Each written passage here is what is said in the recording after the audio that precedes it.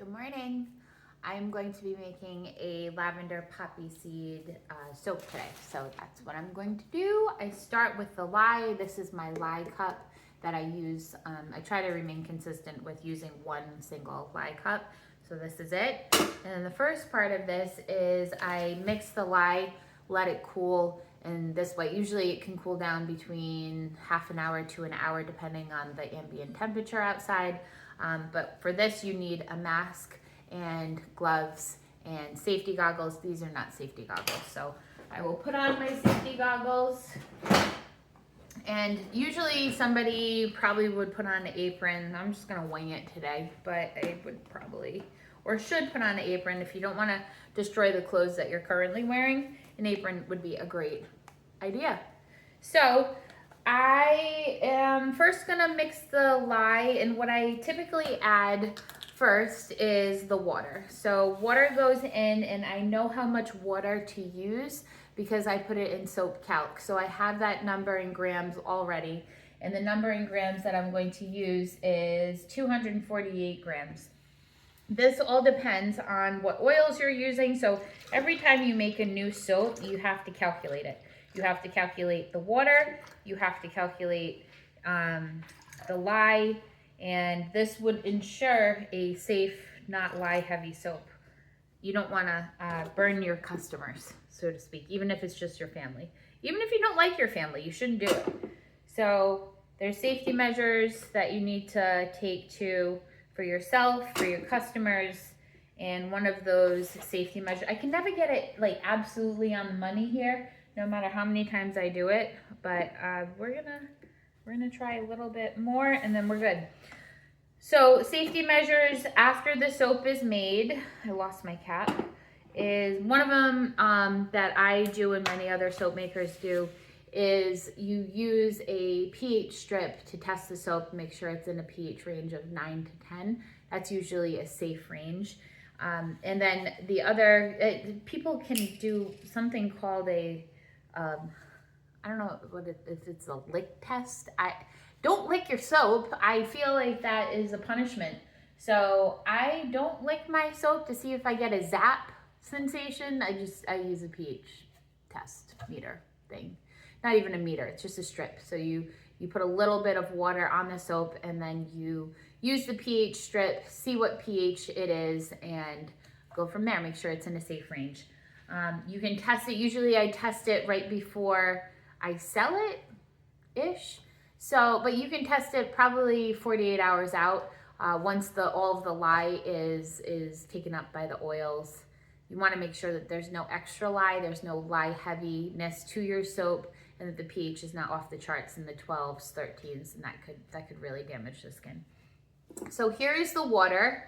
Let me just scoot this back so you can actually see what I'm doing. Move this forward. So I put in 248 grams of distilled water, and the next part I'm going to do is I use sodium lactate. Sodium lactate I use at about 2% of my total, I think it's the total oils that you go off of. And so that would be 18 grams because I'm making a 900 gram soap.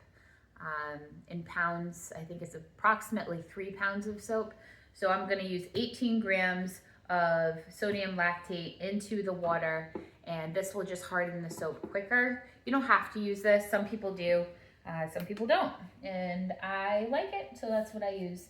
And so 18 grams going in of sodium lactate.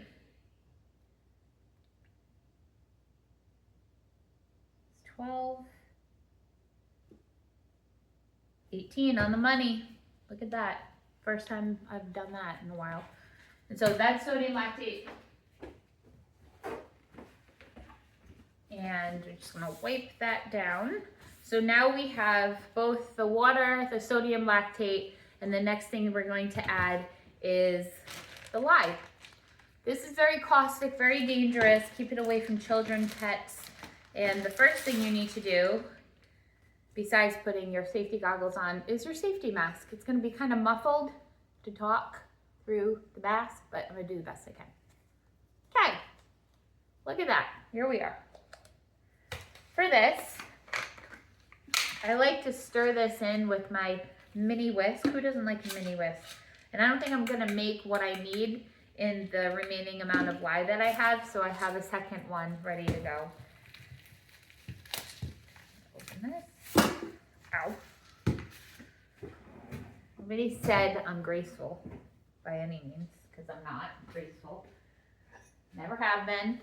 And then once I add the lye, there's fumes that come up, which is why you wear N95 to prevent the lye gas, sodium hydroxide gas going into your lungs and causing damage here. You don't need that. And so I put this on just to kind of cap it in a way.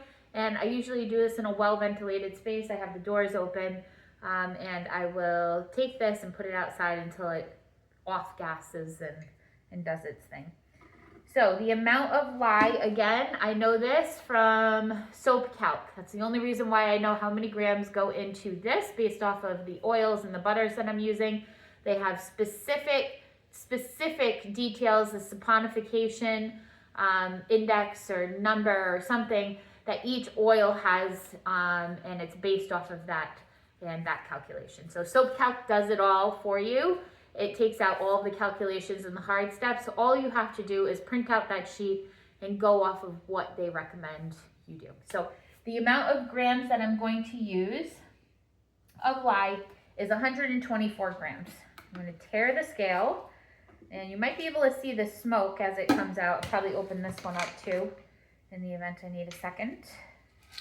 So 124 of lye going into my distilled water and sodium lactate. So that got me about 53 grams. So I'm shy by about 70 or 80. Put this in the garbage. And so I said 124. Like my Boston accent? Isn't that lovely? 124. 121.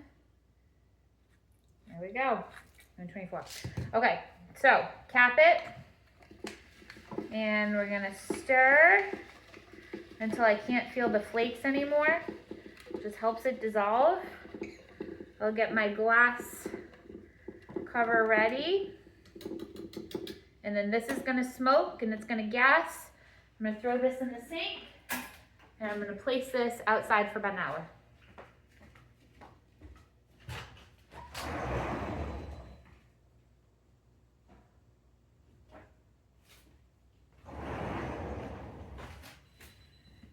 Okay, so while I'm waiting for that, I typically get all of my oils ready, my butters, put that all into one big,